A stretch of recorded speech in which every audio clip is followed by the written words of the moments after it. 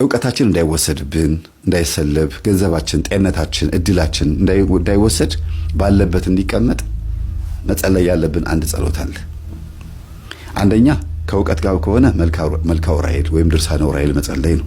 የእውቀት መልአክ ስለሆነ የእውቀት መልአክ ነው ስንል ዝም ብሎ አይደለም። ልጆቻችሁ ትምህርት ቤት ፈተና በሚበዛባቸው ሰዓት በሚጨነቁ ሰዓት ዑራኤል ቤተክርስቲያን ሄደው እንዲጠመቁ ምንም እንኳን ቅዱስ ቁርባኑ የክርስቶስ ቢሆንም ዑራኤል ቤተክርስቲያን ሄደው አስቀድሰው ቆርበው ቅዳሴ ጸበል ሊጠጡ ማድረግ ከእውቀት ጋር የተገናኘ ማንኛውም አይነት ነገር ሲያነቡ ምንም ሲሉ የዑራኤልን ጸበል እየጠጡ እያቸው ላይ ያርጉ የተጠመቁ በመልካም መልኩ መኖር እውቀትን ያሳድጋልም ያጸናልም፣ አይወሰድብንም፣ አይሰለብብንም። የመርሳት ችግርን ሁሉ ያስወግዳል።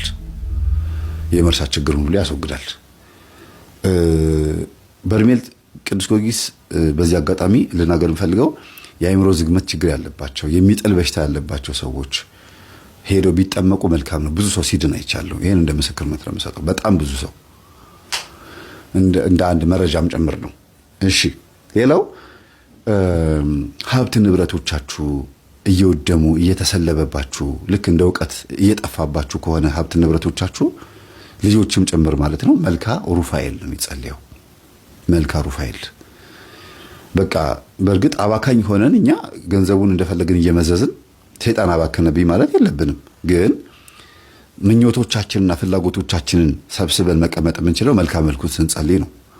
በየቀኑ ጣፋጭ የሚበላ በየቀኑ ልብስ የሚገዛ በየቀኑ በየጊዜው በየሳምንቱ አዳዲስ ልብሶችን የምትገዛ ወይም ደግሞ ሁሉ አማረሽን ገበያ አታውጣት አይነት ነገር ከሆነ ያን ስሜት የሚያመጣው መንፈስ በመልክአ መልኩ ነው የምንመታው፣ በድርሳኑ ነው የምንመታው፣ የሩፋኤልን ጸበል በመጠጣት ነው። ለሁሉ መላእክቶች የራሳቸው የተሰጣቸው ነገር አለ፣ ጤንነታቸውም ጭምር ማለት ነው። ሌላው የዛር መንፈስ ብዙ ጊዜ ግብር እያስገበረ ካስቸገረ፣ ለምሳሌ ደም እያስደማ በፔሪየድ ሊሆን ይችላል። ወንዶች ደም እያስቀመጣቸው ሊሆን ይችላል። ነስር እየነሰራቸው ሊሆን ይችላል። እየተደባደባችሁ ደማችሁ እየፈሰሰ ሊሆን ይችላል። እንደገና ደግሞ ቁስል እያመጣ ከክበከክ እያደረገ ህመም እያመጣ ግብሩን የሚፈልግ የቤተሰብ የዛር መንፈስ አለ። ብዙ ጊዜ በሽታ የለዋወጠ ቤት ውስጥ የሚያንከባለል ሊቀ መላእክት ቅዱስ ገብርኤልን ጥሩት። መልክአ መልኩን ጸልዩ፣ ድርሳኑን ጸልዩ፣ ጸበሉን ተጠመቁ። ይሄ በድርሳን ሩፋ ማነው በመጽሐፈ ሄኖክ ላይ ስልጣን ተሰጥቶታል። ለሁሉ መላእክት ስልጣን ተሰጥቷቸዋል። በእባቡ ላይና በጊንጡ ላይ ማለት በዛሩ ላይ ሾም ያለው ተብሎ የተባለው ማን ነው? ቅዱስ። ሁሉም እኮ ዛሩ ያባርራሉ፣ ግን ይሄ ስልጣን ድርሻ አለው የየራሳቸውና ቃልቻውን ይሄ ጨሌ ምናምን የሚባለው ነገር በሙሉ ብትንትኑን የሚያወጣው ቅዱስ ገብርኤል ነው። ቅዱስ ሚካኤል ደግሞ ትዳር ላይ መጥቶ የሚበጠብጠውን፣ ሰላም እንዳይኖር ከተማን የሚበጠብጠውን፣ ፍቅር እንዳይኖር እርጋታ እንዳይኖር ሁከት የሚያመጣውን እንዲሁም ደግሞ ከስሩ ያሉትን ገብርኤልን ሚካኤልን ሩፋኤልን እየላከ ችግሮቻችንን የሚያስወግድልን ቅዱስ ሚካኤል ነው። የገዳማውያን አባቶቻችንን የመናንያንን የመነኮሳትን ስጋ ፍትወት ሲመጣባቸው ስክን የሚያደርግላቸው የሚያበርድላቸው በስግደት በጾም በጸሎት እንዲበረቱ ሰዓቱን ጠብቀው ተነስተው እየቀሰቀሰ 9 ሰዓት ላይ እንዲጸልዩ የሚያደርግ ሌሊቱን ሙሉ በጸሎት እንዲተጉ በገዳም የመጽናት የመታገስ አንድ ነገር የመቻል የመቋቋም ቻሌንጅ የማድረግ ስልጣን የሚሰጥ ቅዱስ ሚካኤል ነው። በጣም በጣም ታጋሽ ግን ዝም ይላል። ሚካኤል አርመመ ወገብርኤል ተደመ ነው የሚለው ወረቡ ራሱ ሲወርቡ አባቶቻችን። ሚካኤል ታገሰ፣ ዝም ማለት፣ ጸጥ አለ። አርምሞ ማለት ዝምታ ማለት ነው። ገብርኤል ግን ተገረመ ሲል ምን ማለት ነው? እንዴት የፈጠራቸውን አምላካቸውን ይሰቅላሉ ብሎ ሰይፉን ከሰማይ ወረወረ ነው የሚለው። የቤተ መቅደስ መጋረጃ ለሁለት ተከፈለ ከሚለው ጋር ማለት ነው። ሲያያዝ ምንድነው የሚካኤል ትልቁ በቃ በጣም ለየት ያለ ባህሪው መልአካዊ እርዳታው ለኛ መልአካዊ እርዳታው ጸባይኛ ያደርጋል። በጣም ትህትና ያላቸው ሰዎች ብዙ ጊዜ ከቅዱስ ሚካኤል በረከት አግኝተዋል። በተክሊል ተጋብተውም የሚበጣበጡ ባለትዳሮች ካሉ ጸልዩላቸው በመልክአ ሚካኤልና በድርሳነ ሚካኤል። በቁርባን ተጋብተው በተክሊል ተጋብተው ቤት ውስጥ ብጥብጥ የሚያደርጋችሁ ሰው ካለ ያወቃችሁትም ሰው ይኖር ያላወቃችሁትም ሰው ይኖር አጋልጥም በሉት። ከዚህ ቤትም አጥፋ ሚስጥሩን ግለጥልን ካላችሁት ያወጣል። ሰላም ነው የሚፈልገው ቅዱስ ሚካኤል ባለበት ቦታ ላይ እርግጥ ፍሎ ይሄ ደስ የሚል እንዴት ነው አንዳንድ ወንዝ ቦታ ላይ የሚሄዱ ሰዎች እኮ ውሃው ሲወርድ ሲያዩት ደስ ይላቸዋል አይደለም? በጣም እየተገላበጠ የሚመጣ ውሃ እኮ እንዴ ብላችሁ ነው የሚሸሹት። እና ረጋ ያለ ነገር ነው እና ጥልቀት ያለው ውሃ ከላይ ረጋ ያለ ነው። ፍሬ ያዘ የስንዴ ዘለላ ይላሉ አባቶች፣ አንገቱን ይደፋል። ትትና ያለው ሰው ዕውቀት ያለው ሰው ዕውቀቱ መንፈሳዊ የሆነ ምግባሩ ከዕውቀቱ ጋር ከመንፈሳዊት ጋር ያስተሳሰረ ሰው ትትና ያለው ለማለት ፈልገው ነው። ዛሬ እንደምትመለከቱት በገጠሩም በከተማውም በክፍለ ሀገሩም በአውራጃውም በወረዳውም በሁሉም ቦታ ላይ መተት ነክሶ ሰብአዊነትን ሲተናኮልና ከህይወትና ከእንጀራቸው ጋር ሲታገል የምናየው የብዙ ሰዎች ውድቀትና ድቀት ከዚህ ጋር የተያያዘ ነው። በሳይንስና በሳይኮሎጂ በርዕዮተ ዓለም ፍተሻ ያልተነካ በባለሙያ ዶክተሮች ሁሉ ያልተጎበኘና ያልታወቀ እጅግ በጣም በረቀቀ ሁኔታ የጠላትነትን እና በሰውነት ውስጥ ታሪካዊ የሆነ ውድቀትን ሰዎች እንዲከተሉ የሚያደርግ ክፉ የመናፍስት ጥላ አንዣቦ በሰው ልጅ ትውልድ ላይ ትልቅ ጉዳት ሲያደርስ ማንም ያላየው የጉዳት ቦታ ነው። መተት ማለት እንግዲህ የጉዳት ስፍራ፣ የጉዳት ህይወት፣ የጉዳት ጠባይን አዝልቆ ከሰው ልጅ ህይወት ጋር የሚተናኮል አደጋ ነው እና ግልሙትናና መተት ሲበዛ ምን ሰላም አለ የሚለውን ርዕስ ለዛሬው እንደ ርዕሳችን እናደርጋለን። ለምንድን ነው መተት ሰዎች የሚወዱት ብለን ራሳችንን ስንጠይቅ፣ አንደኛ በመተት የተወለዱ ልጆች መተትን ይፈልጋሉ። መተትን ዘወትር የህይወታቸው ጉዞ እና አካል ያደርጉታል። ምክንያቱም የመተተኛ ልጆች የሚከተሉት ባህሪያቶች አላቸው። ከህይወታቸው ጋር ይጣላሉ። ከባህሪያቸው ጋር መስማማት ያቅታቸዋል። የተፈጥሮ ባህሪያቸውን ማግኘት ሲያቅታቸው ክፉውን መንፈስ ባህሪ ያደርጋሉ። አስተውሉ፣ ክፉውን መንፈስ ባህሪ ያደርጋሉ። የክፉ መንፈስ አሰራር ደግሞ ሁል ጊዜ ወደ ክፉ መምራት ነው። ወደ ክፉ በሚመራቸው ጊዜ ክፉውን እንደ እድላቸው፣ እንደ ህይወታቸው፣ እንደ መንገዳቸውና እንደ መርሃቸው አድርገው ይይዙታል። ስለዚህ ውስጣቸውን እንዲያደምጡ ይገደዳሉ። የውስጥ ማድመጥ ባህሪን ካዘወተርን ሁል ጊዜ ውስጣችን በክፉ የተያዘ ሆኖ ሲገኝ የውስጣችን ባህሪ ቀጥታ ወደ ሌሎች ላይ እንዲያርፍ እንገደዳለን። የመናፍስቱ አስገዳጅነት በዚህ ጊዜ በሚፈጸምበት ጊዜ መተትን እንፈልጋለን። ከእድላችን ጋር ስላልሆንን የሌሎችን እድል እንፈልጋለን። ከባህሪያችን ጋር ስላልሆንን የሌሎችን ባህሪ እንፈልጋለን። ከስሜታችን ጋር ስላልሆንን የሌሎችን ስሜት የሚመለከት ፈቃድ ከውስጣችን ይመነጫል። በዚህ ጊዜ በላ አገኘ ስንል ወዲያውኑ በበላበት መንገድ ውስጥ አብረን በልተን አብረን ጠጥተን ህይወቱን፣ ኑሮውን፣ ጊዜውን አይተን እድሉን ለመውሰድ እንጣደፋለን። እግዚአብሔር ይማረን። በዚህ ጊዜ መተት ይመተትብናል። የመተቱ አይነት ከአመጋገባችን፣ ካለባበሳችን፣ ከወዛችን፣ ከእግራችን፣ ከመንገዳችን እና ከኑራችን ከቤታችን ውስጥም ሊሆን ይችላል። እንደየሁኔታው ከህይወታችን ጋር የሚታገል መንፈስ ከመታቶች በኩል እንዲላክ ይደረጋል።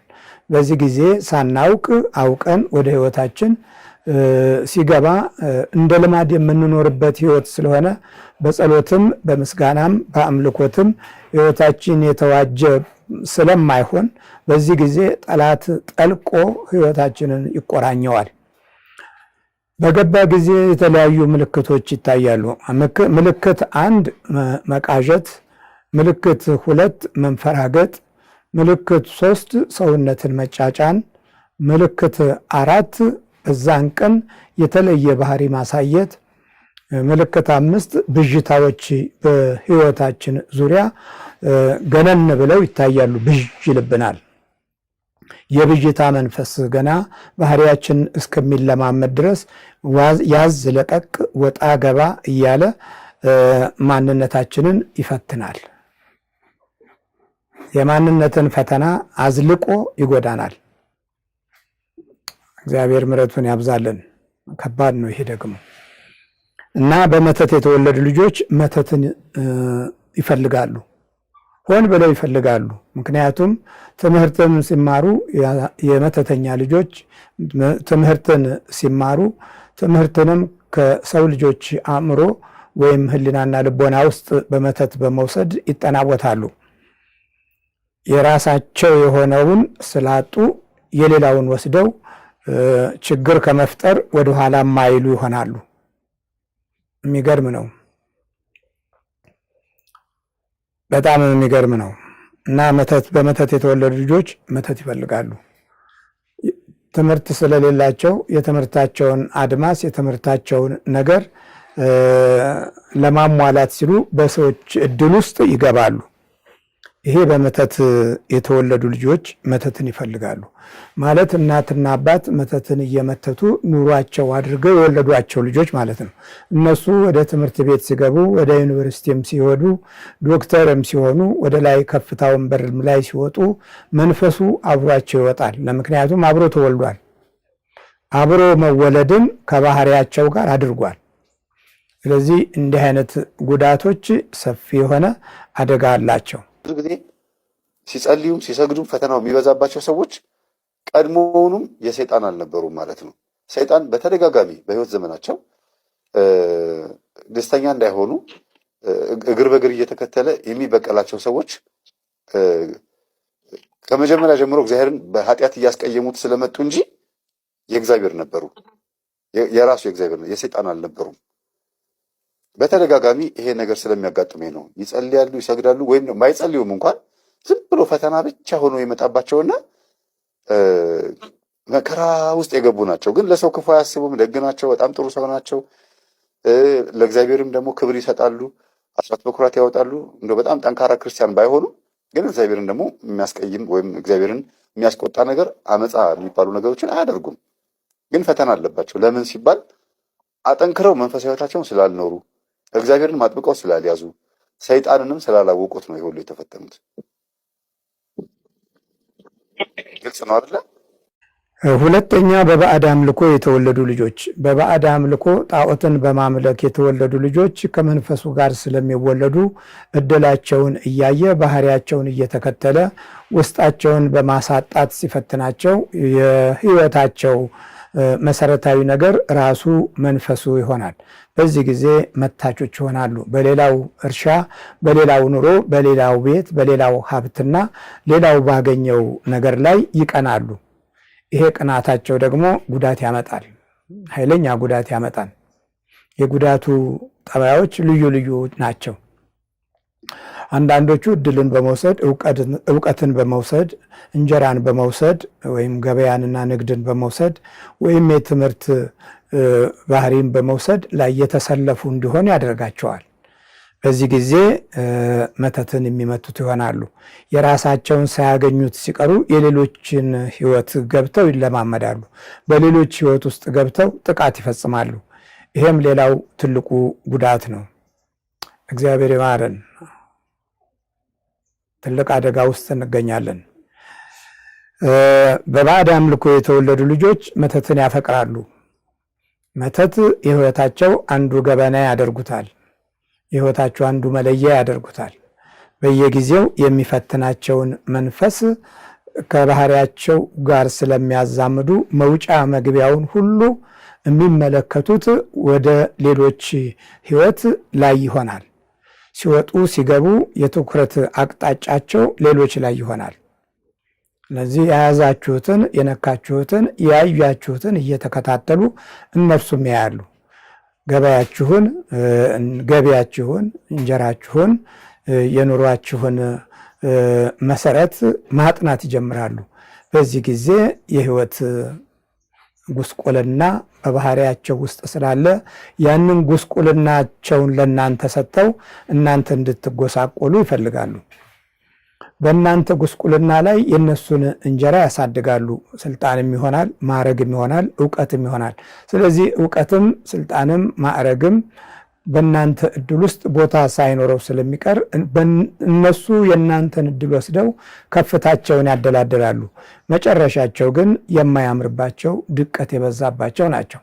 በዚህ መንገድ የሄዱ ብዙ የጣዖት ልጆች በአብዮቱ ዘመን የነበረውን የመሪነት ቦታ በትልቅ ማዕረግ ተቀብለውት ነበረ።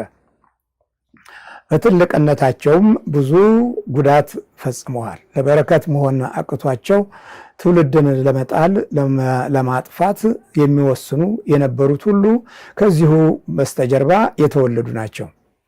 በመሪነት ደረጃ ሁሉ የነበሩትን ወደ ቤተሰቦች ገባ ብለን ስንመለከት ከጣዖታት አንጻር ሕይወታቸው የተያዘና በመናፍስት ቁራኛ ውስጥ ገብተው የተወለዱ ልጆች ለሀገር መጥፋት፣ ለታሪክ መበላሸት፣ ለክህደትና በቤተ ክርስቲያን የቅድስና መንፈስ ላይ እርግማንንና ጥፋትን፣ ቅራኔንና የክፉ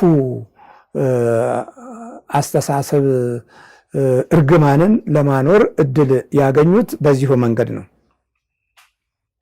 እግዚአብሔር በረከቱንና ማስተዋሉን ጸጋውንና ሞገሱን ለምድራችንና ለሕዝባችን ከንጹሕ አምልኮት ጋር ይስጥልን እንጂ እጅግ በጣም ከባድ ነው። በባዕድ አምልኮ የተወለዱ ልጆች የዚህ አይነት የክፉ መንፈስ አደጋ ውስጣቸው ስለሚያንዣብብ ለመተተኝነት አሰራር ቅርብ ናቸው።